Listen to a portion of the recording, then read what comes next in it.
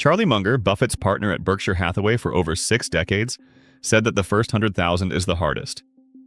He used a word before hardest that this channel can't repeat, but the emphasis was clear. Getting to the first 100,000 is a fundamentally different experience than anything that comes after. He didn't say it to be motivational. He said it because the math of compound interest produces a curve that is almost invisible on the left side, noticeably bent in the middle and nearly vertical on the right. And the transition between those 3 sections follows a specific pattern. 8 years. 4 years, 3 years. That pattern has a name. It's called the 8-4-3 rule. And it's the most useful mental model in all of investing for understanding why patience is the single most important variable. I'm Warren, and the version of this rule that I keep coming back to is the one built on $500 a month at a 10% nominal annual return, which is roughly the historical average of the S&P 500 before adjusting for inflation. The numbers change slightly with different contributions and different return assumptions. The shape of the curve does not. The shape is always the same: flat, then bent, then steep.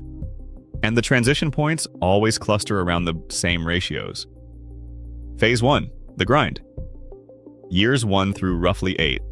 A person investing $500 a month or $6,000 a year into a total stock market index fund at 10% average nominal return will reach approximately $100,000 at around year 7.5 to 8.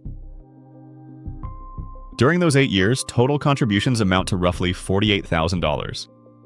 Market growth adds roughly $52,000. The split is almost 50-50. The person did half the work, the market did half. But it doesn't feel that way. It feels like the person did all the work because the monthly contribution of $500 is a tangible sacrifice, visible in every paycheck. While the market's contribution accumulates silently in the background, invisible until the annual statement arrives. This is the phase where every person in this series spent the longest time and felt the least progress. Devin from video 13. Nate's Gap. Leo from video 7. Adriana from video 9. Each of them described the same sensation: putting money in every month and watching the total barely move. The balance hits 8,000, then 14,000, then 22,000, a year and a half in, and the number is still 4 digits. It's still something that could be wiped out by one bad medical bill or one car repair.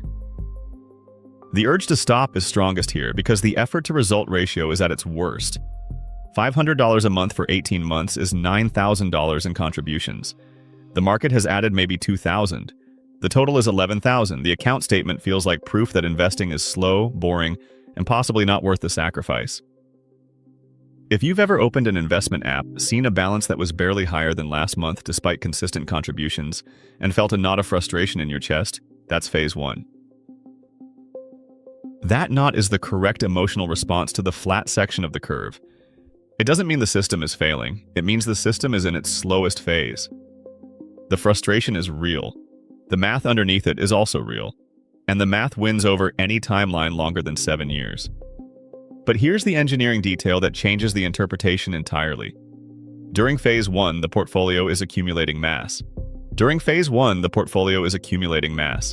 Each dollar invested is a unit of mass that will eventually generate its own gravity. At $10,000, the portfolio generates roughly 1,000 in annual growth. At $30,000, roughly 3,000. At $50,000, roughly 5,000. By the time the balance approaches $80,000, the portfolio is generating $8,000 a year in growth alone, which is more than the annual contribution of $6,000. That's the crossover point. The moment where the market's contribution exceeds the person's contribution. And it happens quietly, usually somewhere around year 6 or 7, without any notification, any celebration, or any change in the monthly statement format. Most people pass through this moment without noticing it. But it's the most important inflection in the entire curve. If you're in phase 1 right now, the number on the screen is almost irrelevant. What matters is the mass being built underneath it. Every month of contribution in phase 1 is a month of adding mass that will generate returns in phases 2 and 3. Skipping a month in phase 1 doesn't just cost $500, it costs the 30 years of compounding that $500 would have generated.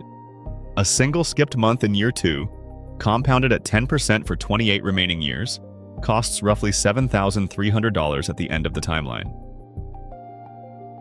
That's the hidden price of one pause, 1 month. $7,000. That's why the compliance officer, the surgeon, Marcus, Ray, Nina, Camille, and every other person in this series who built wealth did the same thing during phase 1. They didn't look at the number. They looked at the transfer. The transfer happened. The number took care of itself. The person who stares at the balance during phase 1 will always feel like it's not working. The person who stares at the transfer knows it is. There's a practical test for anyone currently in phase 1. Open the investment account. Look at the total balance. Now look at how much of that balance came from contributions versus how much came from market growth. If contributions are still larger than growth, the portfolio is in phase 1. That's not bad news. That's the expected state. The ratio will flip. It always does. But it flips at the portfolio's schedule, not the person's. Phase 2. The acceleration.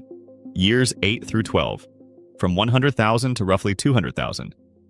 This phase takes approximately 4 years at the same $500 a month. Total new contributions in this phase, about 24,000. Market growth in this phase, roughly 76,000. The ratio has inverted. The person contributes about a quarter of the growth. The market contributes 3/4, the monthly statement starts behaving differently. Some months the market adds $3,000, $4,000, $5,000. The person added 500. The portfolio is doing the heavy lifting, and the person is watching. The psychological shift in phase 2 is visible. Devin described it as watching a second person show up to carry the load.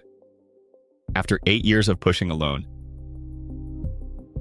the weight suddenly got lighter. Not because the contribution changed, because the mass reached a threshold where compound returns became the dominant force. The feeling isn't excitement. It's relief. And a quiet disbelief that the same $500 that felt insignificant in year 2 now feels like a rounding error compared to what the market is adding on its own. If you've been investing for 8 or 9 years and recently noticed that the balance jumps more between statements than it used to, that's the phase 2 shift happening in real time. The portfolio crossed the mass threshold.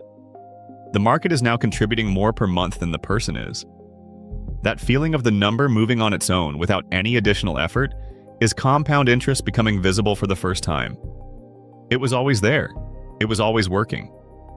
But below 100,000, the absolute dollar amounts were too small to register as meaningful. Above 100,000, they register.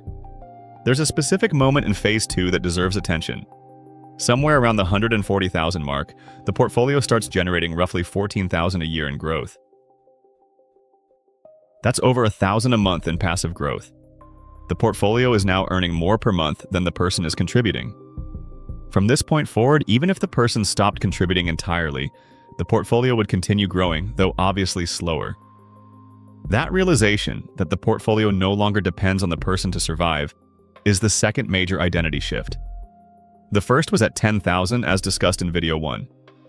This one is quieter but deeper. The money doesn't need the person anymore, the person needs the money.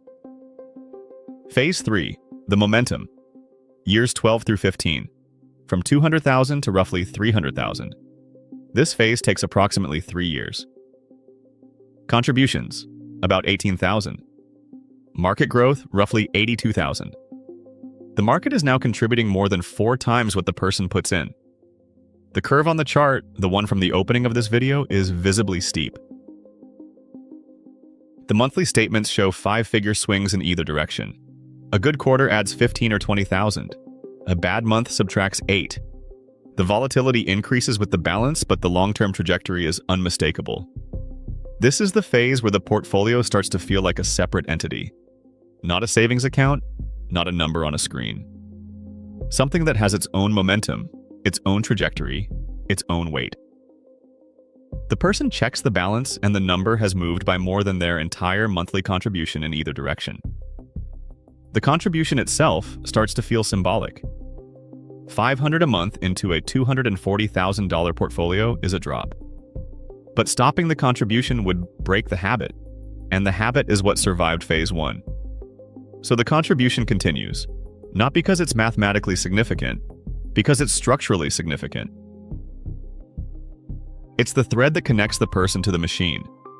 If you reach phase 3 and feel tempted to increase risk, to chase higher returns, to move from index funds into individual stocks because the balance now feels large enough to experiment with, that temptation is the most dangerous moment in the entire curve.